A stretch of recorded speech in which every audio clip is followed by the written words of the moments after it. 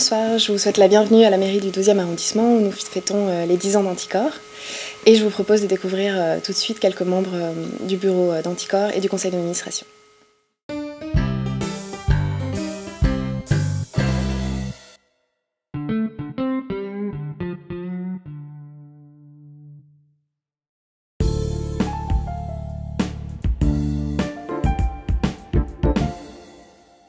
Alors 10 ans après, est-ce qu'on est content de l'action d'Anticor? Oui et non. Oui, parce que quelque part, d'abord, Anticor existe, elle est synonyme de lutte contre la corruption, et en France, elle est beaucoup plus connue finalement que Transparency dans l'état d'esprit du citoyen. C'est sûr qu'on est perfectible. C'est sûr qu'on pourrait être encore plus connu, intervenir encore plus souvent dans les médias, dans les régions, faire en sorte que le paysage politique change vraiment. Et c'est le deuxième point que je voulais aborder. Est-ce que depuis la création d'Anticor, le paysage politique a changé? La réponse est non. Mais, parce qu'il y a toujours autant de corruption, les marchés publics ne se sont pas améliorés, la moralité du personnel politique n'a pas changé, et tout pourrait très bien se passer sans nous. Mais quelque part, on est un petit clignotant, on est une conscience, et c'est un long chemin, la lutte contre la corruption, et peut-être que quelque part, en ayant allumé ces feux, eh ben, dans 10 ou 15 ans, on verra le résultat.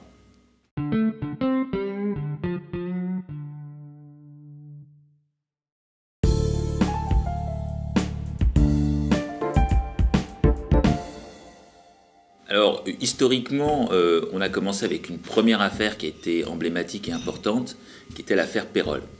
L'affaire Peyrolle a une véritable déflagration, finalement, parce que, sous l'égide d'Éric Alt, à l'époque, il avait suggéré, effectivement, qu'on puisse déposer plainte contre François Peyrolle, qui était secrétaire général adjoint de l'Élysée. Et on s'est rendu compte, à ce moment-là, de l'importance que pouvait avoir une dénonciation d'Anticor, puisque cette plainte-là a été relayée dans la presse, et ça a été, finalement, le premier acte de notre intervention publique dans les affaires judiciaires. Après, on a eu des affaires importantes et finalement notre jurisprudence s'est peu à peu définie. On a déposé plainte dans l'affaire des sondages de l'Élysée, on a déposé plainte dans l'affaire dite des dépenses de communication du gouvernement. On a eu notre intervention dans le fameux procès Chirac, où là c'était, et ça sera pour le moment la seule intervention en réalité, dans le cadre d'une instance judiciaire, c'est-à-dire dans le cadre d'un procès, on est intervenu à la barre, puisque pour l'instant, toutes les autres affaires sont des affaires où finalement nous n'avons fait que déposer plainte. Nous sommes heurtés constamment au poids du parquet, à la résistance du procureur de la République, au fait qu'on ne voulait pas enquêter sur nos affaires. Pour finir, on est intervenu également dans le dossier Karachi. Alors, juste pour comprendre un peu comment notre jurisprudence Anticor s'est affinée, c'est qu'au départ, on est intervenu finalement spontanément dans une affaire Peyrolle qui nous a paru importante, mais l'idée d'Anticor n'était pas de faire de la procédure judiciaire. Nous avons entamé une stratégie d'action judiciaire, et finalement aujourd'hui, nous n'intervenons dans les dossiers que lorsque soit il n'y a pas de partie civile active, soit lorsque le procureur de la République n'agit pas. Donc Anticor est un peu cet aiguillon nécessaire lorsque les résistances institutionnelle empêche en réalité à la lutte contre la corruption d'aboutir, d'avancer. Je dois dire que c'est une expérience importante puisque nous avons dénoncé effectivement des abus du pouvoir, des abus de gouvernement. Aujourd'hui, cette affaire Karachi est une affaire compliquée dans laquelle nous essayons d'entrer, mais où nous sommes à la porte. Je ne vais pas entrer dans le détail, mais c'est très compliqué. Ceci dit, c'est un dossier qui, pour Anticor, n'est pas le plus important, parce que on a une partie civile, on a des parties civiles extrêmement actives, on a un juge d'instruction qui est extrêmement dynamique, et donc c'est vrai qu'à la limite la procédure pourrait avancer sans Anticor, ce qui n'est pas le cas des dépenses du gouvernement, des sondages de l'Élysée, ou même du procès Chirac, où finalement nous nous sommes retrouvés seuls contre tous, y compris contre le procureur de la République, et où là, je crois que le rôle d'Anticor a été tout à fait important, central et essentiel.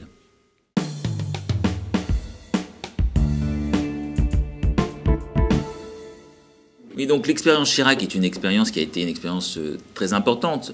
Bien sûr pour moi, et j'y reviendrai peut-être en 2 mots, mais il faut savoir que c'était la première fois qu'on jugeait en France un ancien président de la République.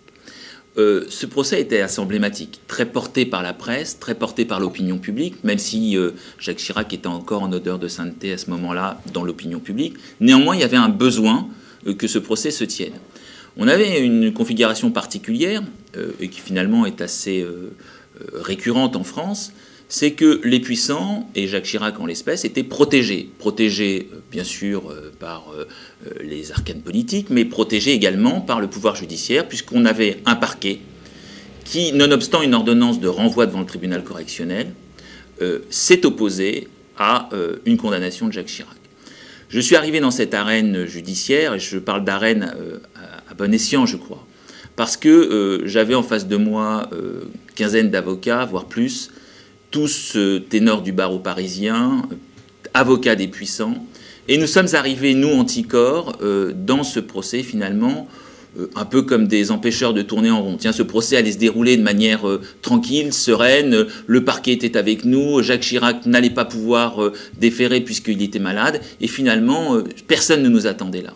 Nous sommes arrivés, et là, je dois dire que j'ai pu comprendre ce que pouvait être la violence d'un procès, parce que ce fut bien sûr des attaques personnelles, des attaques judiciaires, des attaques sur la compétence, des attaques sur notre qualité, des attaques sur notre recevabilité, sur l'existence même de notre association et le rôle qu'on pouvait y tenir, puisque nous avons eu également droit aux insultes sur le fait que nous serions éventuellement des suppôts du Front National, participant à la vindicte contre le pouvoir politique. Donc c'est vrai que ce procès qui a duré 3 semaines, être un procès très lourd à porter, parce qu'il a fallu déjà s'investir dans les nombreux tomes. Rappelons qu'il y avait plus de 40 tomes dans ce dossier, qu'il a fallu les comprendre, les intégrer, les porter, parce que vous avez en face de vous nécessairement des gens qui sont plus compétents que vous, parce qu'ils ont une histoire, des batailles judiciaires que vous n'avez pas eues, et qu'il faut en plus faire admettre que Anticorps a un rôle à tenir et à jouer dans toute sa crédibilité. Et c'est vrai que je dois dire que ces 3 semaines ont été à la fois un grand moment de mon existence, mais aussi très lourd à porter, et je crois que j'en porte encore les stigmates.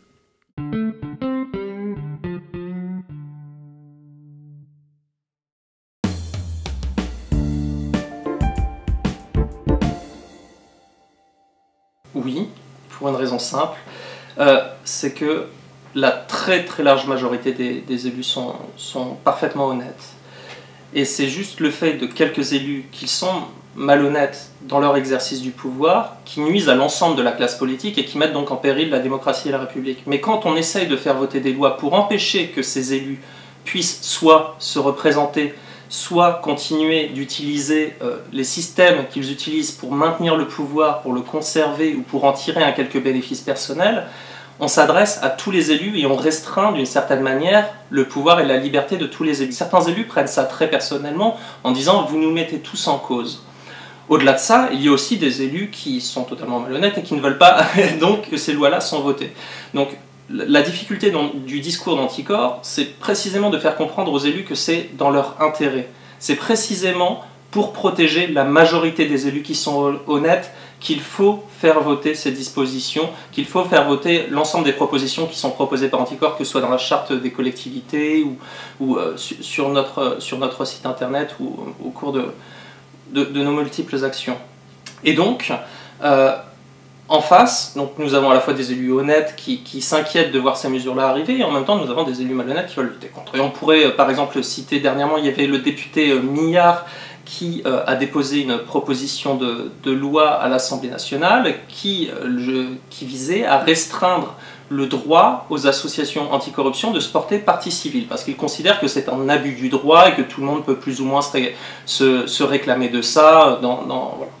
Et donc ça limitait très fortement le droit d'Anticorps à agir dans une procédure.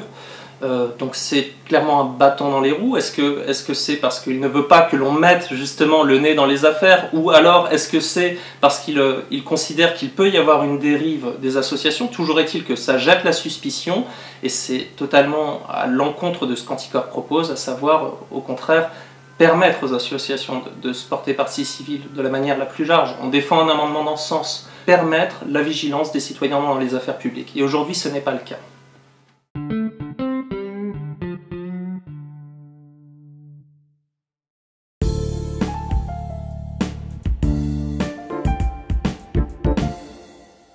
Alors il est très important pour ceux qui le souhaitent et qui ont signé nos chartes éthiques, ils peuvent tout à fait, au contraire, se réclamer en tant que membres d'Anticor parce que cela fait partie de leur engagement politique. Par contre, Anticor, nous ne soutenons aucun candidat, par exemple, à des élections. Ce sont ces candidats, ce sont ces élus qui, eux, soutiennent les propositions et les engagements d'Anticor.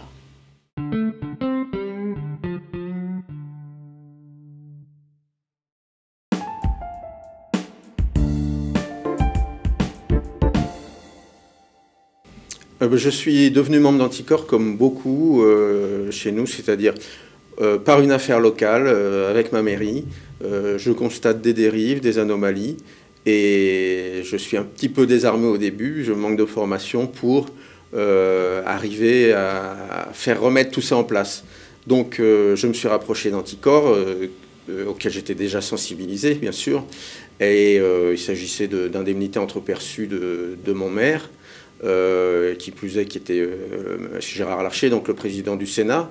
Donc c'est encore moins simple à faire rectifier. Mais enfin, j'ai obtenu, il a quand même fallu 2 plaintes avec l'aide d'Anticor pour obtenir le remboursement de près de 9 000 euros de trop perçus dans un premier temps, et les suites sont en cours.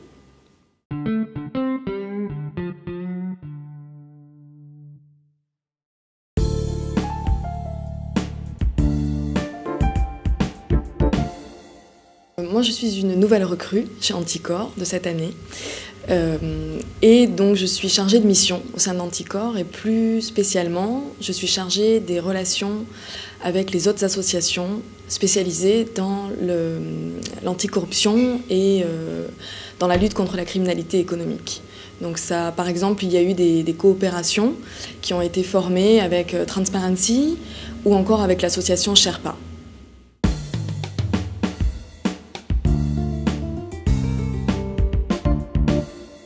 Alors, il y a de nombreuses personnalités et quelques associations donc, qui soutiennent Anticor via le comité de parrainage. Donc, nous avons aussi bien des députés que des sénateurs.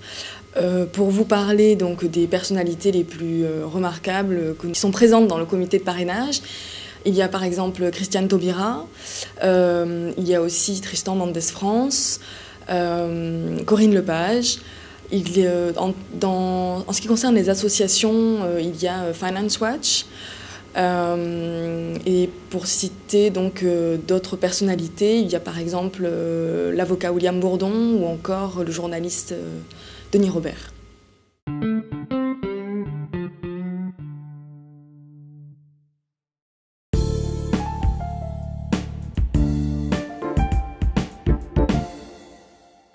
Je suis le trésorier d'Anticor depuis cette année, donc je suis très actif au niveau de la gestion des comptes d'Anticor.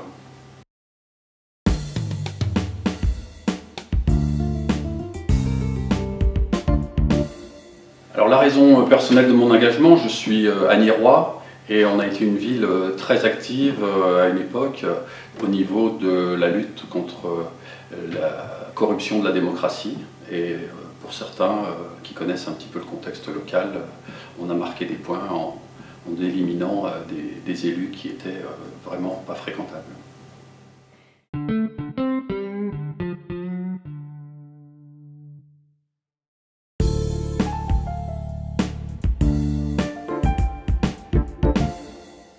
Alors déjà, il faut trouver un responsable de groupe local, c'est-à-dire que je suis en relation très étroite avec l'ensemble des adhérents ou sympathisants de l'association qui me signalent des choses ou qui m'informent de choses ou qui ont envie de faire des choses.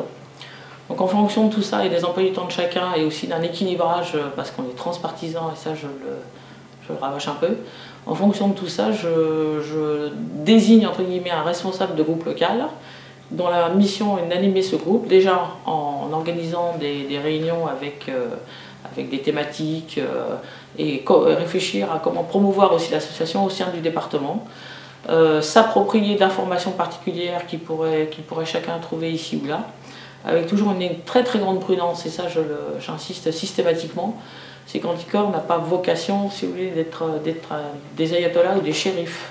On est là d'abord en priorité pour promouvoir l'éthique en politique, parce que se dire que chacun, quelle que soit son appartenance politique, sauf le FN et ça on l'a déjà compris, et de faire en sorte qu'une idée politique se promeuve ou s'explique, ou qu'un projet politique existe déjà en premier lieu sur des concepts d'éthique très importants et participatifs vis-à-vis de la population et des électeurs, qu'il ne faut jamais oublier. Vous venez d'entendre les témoignages de certains des membres du bureau et du conseil d'administration. J'espère qu'ils vont toucher, qu'ils vous ont convaincus et qu'ils vous pousseront à adhérer, à nous rejoindre et à nous aider autant que vous pouvez. Bonne soirée.